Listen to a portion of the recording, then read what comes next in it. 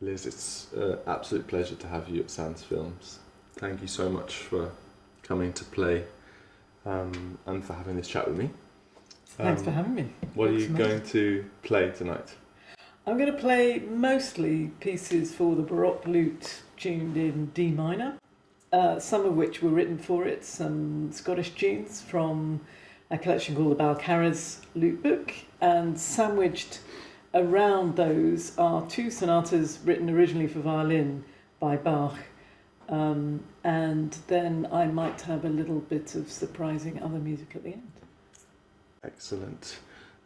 So they're originally violin sonatas, and who transformed them into lute music? What's the story there? And can you speak a little bit about transcription in general and how you see it? Well, I think the first thing to say is that Bach was transcribing other people's music constantly as a way of learning it. So there are concerti by Vivaldi that he wrote out and was really studying how other people were doing it. Obviously, there's no recording in the 17th and 18th centuries. But also, conversely, people were transcribing his music. So the first sonata exists in a version for organ, in a version for violin, and also in a couple of versions made by other lute players. There's a version that I rather like by a player called Christian Weyrauch, who took it and made it idiomatic for the lute. The kind of lute that I'm playing is a little bit French. The tuning was really a product of 17th century France and experimentations with what it would sound like to be tuned all in thirds. So inevitably, when you're transcribing for that lute, you're sort of filtering it through that slightly French lens. Yes. And instead of hiding that, he made it a feature of the piece. And of course, when it's for the organ, you've got 10 fingers, you can play a bunch more notes, so the harmony is much richer.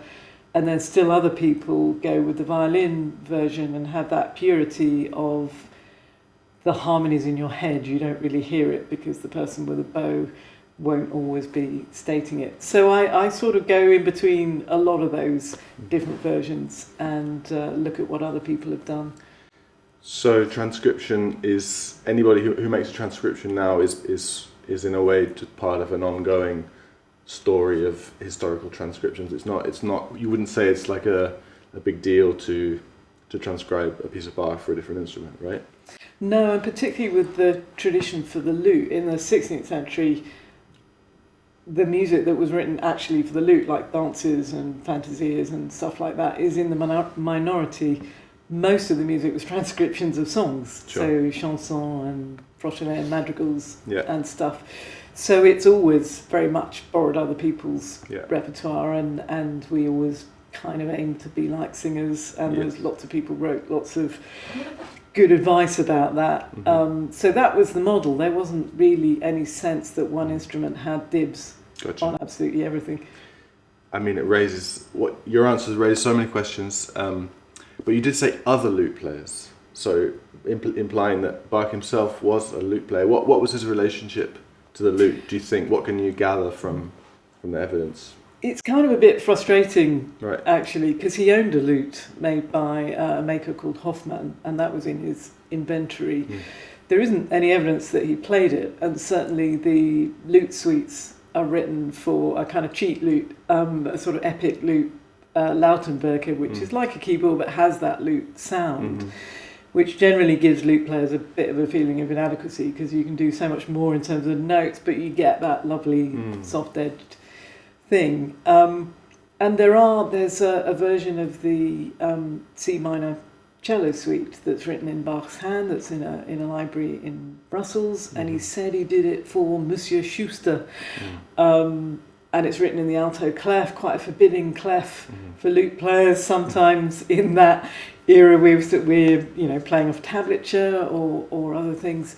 And it's the same clef that the little obligati in the Matthew Passion, which was originally the gamba aria, was for lute. And in the St. John Passion there's a small arioso as well, also written in alto clef. And there isn't any one tuning on the lute that it fits really nicely and you think, oh yeah, I can really feel somebody's hands here as well as their mind. So it's more like he liked the idea of the lute. You don't think he played it? I don't think so. But I quite like that in a way. It fits with the 18th century and 17th century tradition of we'll give you a bass line and then you bring whatever instrument you like and make it fit your hands and your mind. So which instrument do you think he did play apart from the keyboards and maybe violin, which he was famous for? I think, well, yes, those. And I think there is a record of him playing the viola as well. And again, you think if you go and do the 3 minutes in the St John Passion, it's the most wonderful experience because you sit there and you get the whole lot. And occasionally I insert myself into other arias, so I've got something to do. But I'm not sure that it wasn't one of the viola players that just put down their viola and then picked up a lute. But nowadays we're not really quite in the swing of that. Yeah, of course. So what can the lute bring, specifically the lute or the theorbo, a plucked instrument? What can it bring to his music that other instruments can't, would you say? Some wrong notes now, I don't know. I never really think of it like that, actually. I don't really think of doing what somebody can't do. Sure. I just sort of think, here's my take on it. Yeah. I think it's different. I think, particularly in the violin repertoire, something I've been thinking about is the fast movements are a bit less fast because you can't whiz through them with a bow, but also when you're adding the odd bass note to make the harmony kind of explicit, it just comes out differently. And in a way, I have to I suppose my challenge is to get rid of the violin in my head and not feel like I have to sound exactly like that, but really internalise that sense of this is now a lute piece. Right. The music is abstract enough to be able to do that, right? It's not tied to specific sonorities.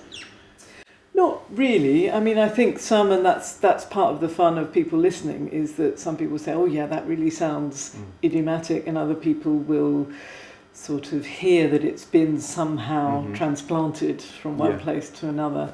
And certainly a lot of the rest of the repertoire is written very much by lute players, and you do sense that you are going inside somebody's sort of physicality and sort their, of brain-finger sound connection. Yeah, and the little tricks that they use, like Sylvius Leopold Weiss, who met Bach, and they did a kind of improvisation face-off, allegedly, maybe apocryphal, but certainly knew about each other. And Weiss's music is very much, I won't say it falls under the fingers because it's still challenging, but it's challenging in a way that's suggested by the instrument.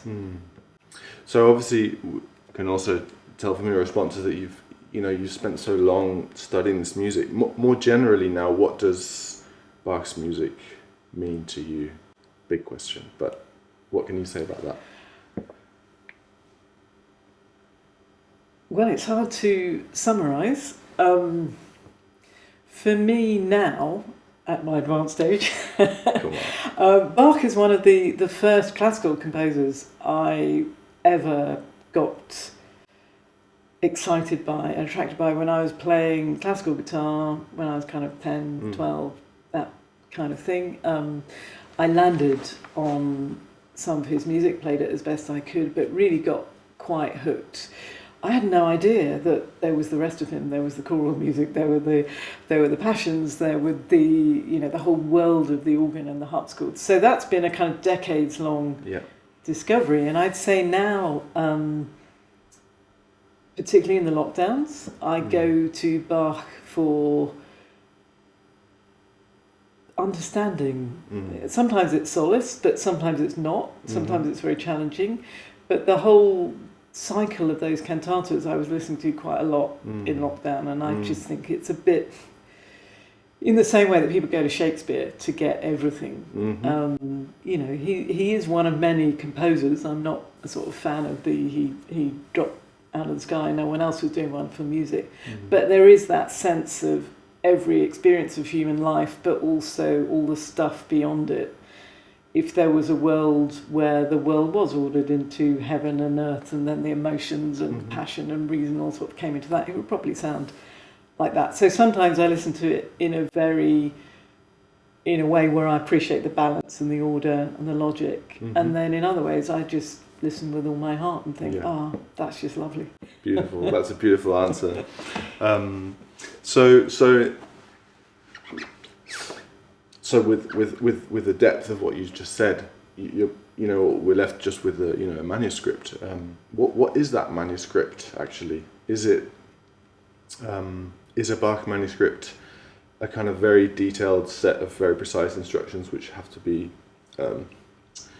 just simply executed, or at the other extreme, is it a kind of general conceptual architectural plan to be creatively imagined? I think it's a bit of both. Sorry, that's a very British answer. I sort of did set you up that kind way. of everything. I mean, and also the fact that the some of his music is written by Anna Magdalena in her notebook, so there's a sense that the beautiful crafting of a lovely, visually appealing manuscript is like creating a sort of homage to the music in itself. But that doesn't necessarily mean it's fixed and stuck. But it's definitely more than a kind of ground plan. But yeah, you get the sense that it's full of ideas, it's full of articulations. Cellists, for example, really study all the bowings and the slurrings and the not slurrings in those suites. And in a way, on the lute, one's liberated from that, because I'm going to approach articulation with that in my head, but very much on what will work for the lute. And something that I really like that's characteristic of the lute repertoire is that the articulation is a bit asymmetrical. It's not like if you repeat a phrase, you have to do the same thing. It might be in a different place on the instrument. It will already sound different. Yeah, because of the instrument. And I quite like that, because all the theory books say you shouldn't do that. You should be like a speech and sort of match those theory books. sort of something else. But people clearly just thought, well, this feels nice, so I'll slur it this way. But then you do get this sense that Bach was thinking about that really closely. So I guess the way I would say is, rather than feel I have to do that, I feel I have a responsibility to think about it really closely. Yeah. And that's what that beautiful manuscript kind of tells me. Yeah, fantastic. So there's of course freedom in the music, and how did you learn to exercise that freedom in terms of things like ornamentation or improvised ornamentation? Or, I mean, I was hearing you just warming up earlier, and you were playing a melody, and it was very free, it felt very free. So how did you get to that place to be able to do that? Because that's something that's, for me, incredibly valuable, in this music. I think most things in my life, anyway, and probably in yours as well, most of sort of happened by accident. So my early years were very much playing classical guitar, music that's written down, but in the rest of my life I was listening to the charts and to pop music, and it never occurred to me to connect those two. That I had this very free approach when I was sort of singing, sort of Human League in my bedroom. But then when I played the classical stuff, I was very concerned to get it right, because that was what I sort of, and then when I sort of fell into lute playing, really got some instruments, started taking those steps without consciously expressing it like that, I was starting to connect the two, and I thought, okay, this music, if I sort of suffer learning the language and getting the hang of it, because my background in that was very sparse, I didn't learn all that stuff particularly, but learning it through figured bass harmonisation, how a musical phrase is constructed in certain times in the particularly 17th and 18th centuries, gave me that sense that maybe there's hope, that you don't have to be the fastest, loudest, best, most perfect, but if you just don't sound like quite anybody else, then there's a place. So I think it's as much about that as improvising gives you a sense that that's your signature. And you're not necessarily saying, hey, I'm the greatest, but just, this is my voice with the voice of the thing that's already written down. So I've not done very much completely free improvisation. I'd like to one day. We did some on the Abel's record. Yeah, indeed. And I did feel a little bit like, quite at sea now, because where are my reference points? It's a bit like when you kind of jump into a swimming pool and you're not a great swimmer, you want to see the sides. So that's where my improvisation is. And then when you took away the sides, it was like, oh, right, where are we now? So that was very exciting, and it made me think, I'd love to do more. It's thrilling, isn't it, when it feels right.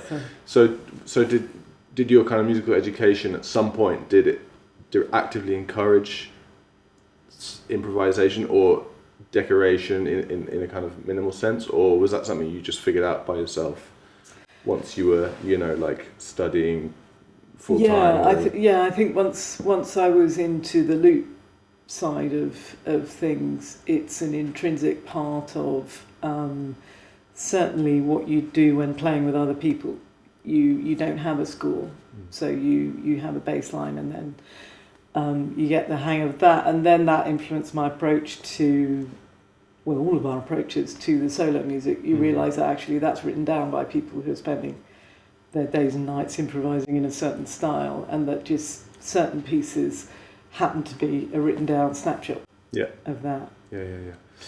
So you said you listen to a lot of pop music when you were a kid and stuff.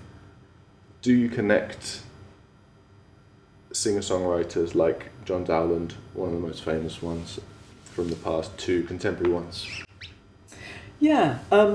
I think there's a real sense, for me also, I love words, I love text, I love working with singers. I think if you play with singers a lot, you have to have a little bit of you that's fantasising that it's you that's singing, and even though you're doing the playing, my singer friends make fun of me for that when they go, perhaps you like singing.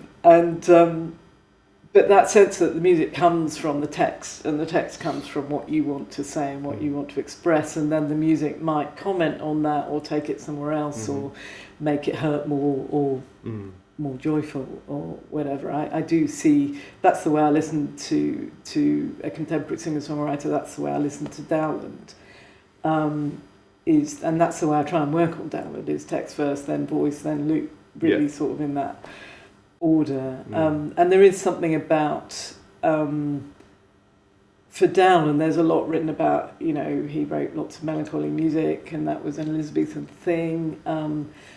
But the more I've learned about it over the years and gone a bit into the background, that the melancholy is genuine, but it's also performed. And that's really interesting, because that's what we all do as teenagers. We perform our suffering first, and then we get the hang of that, and then we're still doing it at the end of our lives. So and pop music is a big...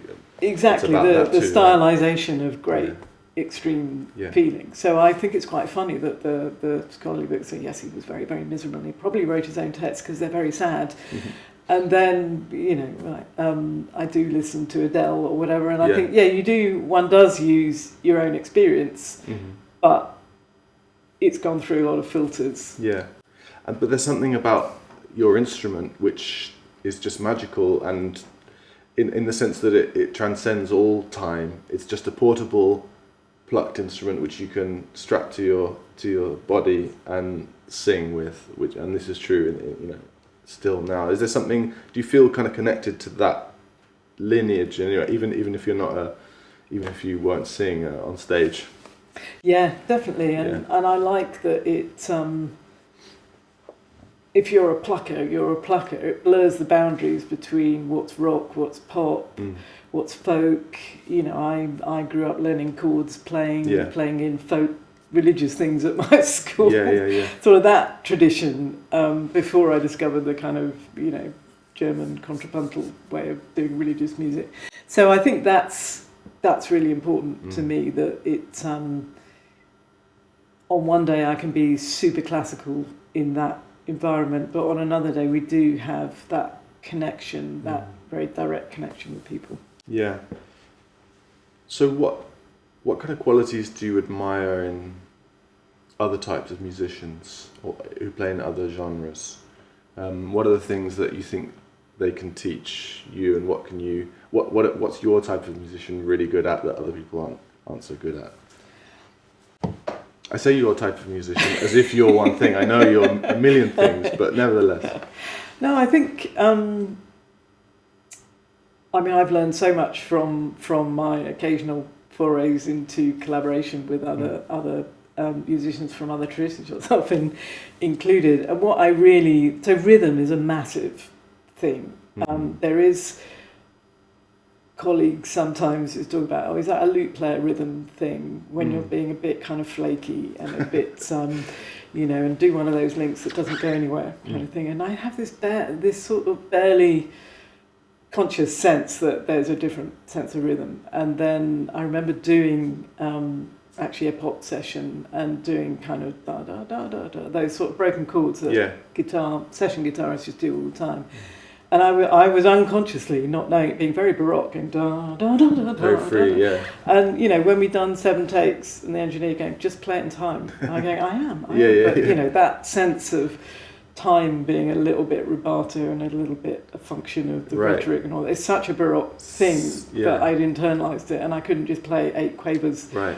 And eventually I did, with lots of eye rolling from the box. But probably you were playing it in time according to what your sense of time is, as in probably like the beginnings of each bar were absolutely in place, and the stuff in between was quite free, whereas in time for a pop producer it might mean like literally every division of the bar is quantized, and equally spaced, which is maybe, if you play baroque music like that, then it sounds kind of horrible, right? Yeah, and that's the function of how it's made and who it's made for. Yeah. If you are flaky around the beat, then when you layer it up and mix it, then it's pretty horrible. It's a mess, as well. So it's a question of what's right for what particular occasion. So, what's your ultimately what's the impulse to play old music for you, and what would you say to somebody who questioned the relevance of old music, whatever that means? Well, first of all, I'd say, what do you mean by old music? I remember doing a great project with ukuleles with members of the Ukulele Orchestra of Great Britain, and we went round as part of an educational thing. We went round loads of primary schools, and we said to the kids, like, we're going to do some newish music and some old music. So we picked the ones that were based on the same 3 chords, again, so that we wouldn't be too it wouldn't be too strange, that people could understand, actually, these are just the building blocks of any old music, or any music. And I remember saying to the children, well, when do you think the old stuff was written? Thinking they might say 300 years, 400 years ago. And one very bright young lad raised his hand and said, 1990. Yeah. So it made me think, okay, this is all about me and my perspective. Old music is hundreds of years ago, but actually anything that wasn't written this morning becomes old and filtered through somebody else. But that said, I do think that we, especially now we're very self-aware of our own kind of points of view and perspective, we can engage with the idea that there are other points of view and that music means something different, that we understand it on a very basic emotional level, but actually going into what was this music for? What does it mean to play music when the rest of your life is actually quite silent, and doesn't have the background kind of noise? How does that help us understand this music? A lot of these instruments are very much based on feel and sensation. They're not based on volume so much.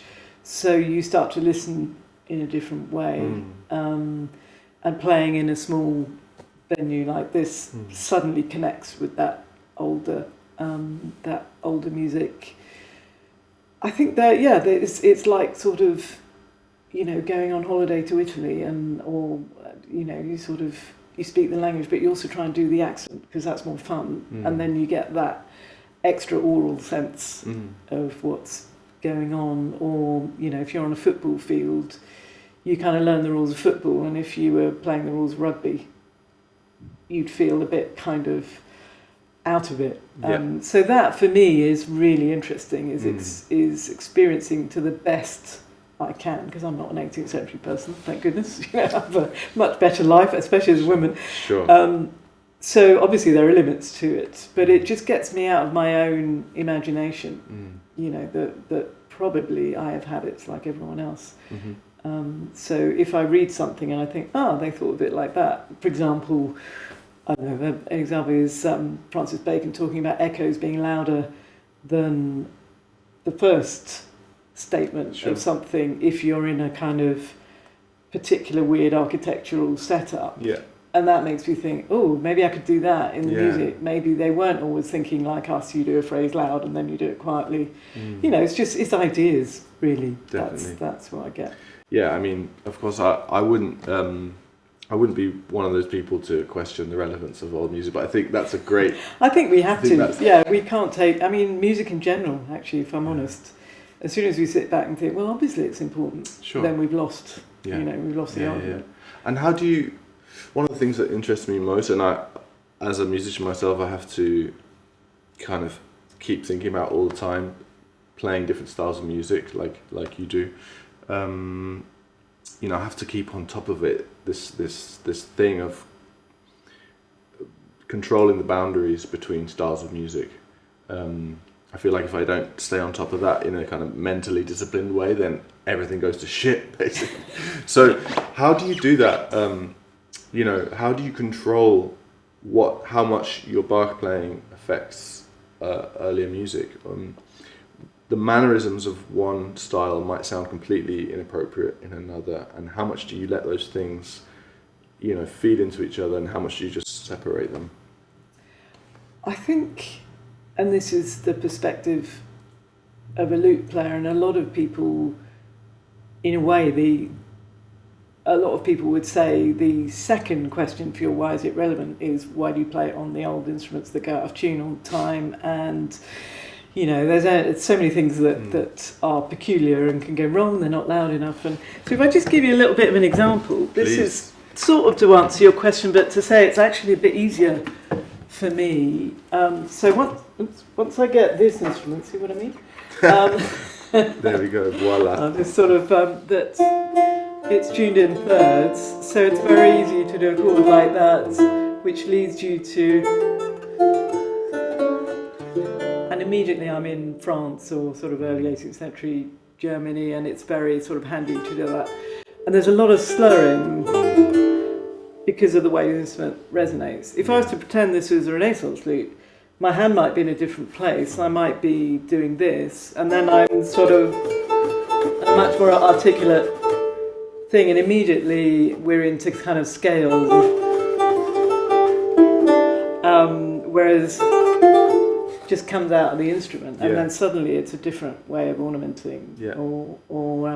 So it starts off by the weirdness of the lute is also quite helpful because the technique changed so much from different instruments. So it does start out like the Christmas card angel from plectrum playing. Yeah, I got persuaded to try a medieval once with a peacock feather, and I thought it sounded not great, to be perfectly honest.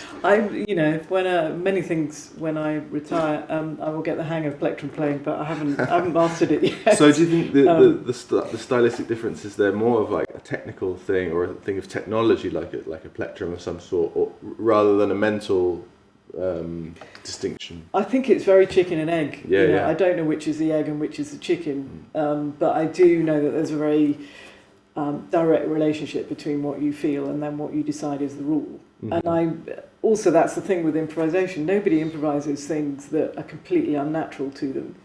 You go within your own sort of technique, but then you also make forays out of it and try something, but you don't live in your sort of extreme hinterland. And I think that's quite similar as well, the types of ornamentation or there's a very, the jumping bass lines, you can see that's around the keyboard with somebody doing this with their hand. Yeah. But it sounds like maybe you've arrived at a place just through years and years of study where you just sort of feel instinctively what's correct in which period, rather than having to like consciously say, okay, no, I mustn't do that because Yeah. that will sound wrong or inappropriate or whatever. Whereas I'm still in a place where like sometimes I feel like my impulse is to play certain things in, say, a jazz context, which might be quite baroque in a way, and then I get slightly confused about whether I like it. You know what I mean? But that's the brilliance. If you're really at home in several different styles, that's just going to happen. I think that's great. So we need musicians of both types. Mm-hmm. This is, to me, living physically inside that, so it's more clear. But on the other hand, I don't have that fluency to suddenly introduce jazz chords because I don't know them well enough. Sure. So I think we need both types of musician, and it's never wrong. Yeah. And how do you create resonance on such an instrument where the sound, just I should sit slightly more, does more die properly. Yeah, just die straight away. Yeah, in this you can see I've got double strings. So what I'm doing is this very bad classical guitar technique. I've got a very relaxed fingertip, and I try and then go through both strings. Yeah. Which will sound different to that. Sure. I mean, occasionally you'll probably hear a bit of that tonight if you don't judge it quite right. But also, the tuning in octaves gives you the high octave gives you a bit of brightness on that. So there is a bit more kind of ring to it. Whereas on a single strung instrument, I might be a little bit less pushing the string in and just going across it for that kind of bite. And your left hand, does that do a lot to maintain resonance by holding notes down? Yeah. When they've kind of officially stopped, let's say.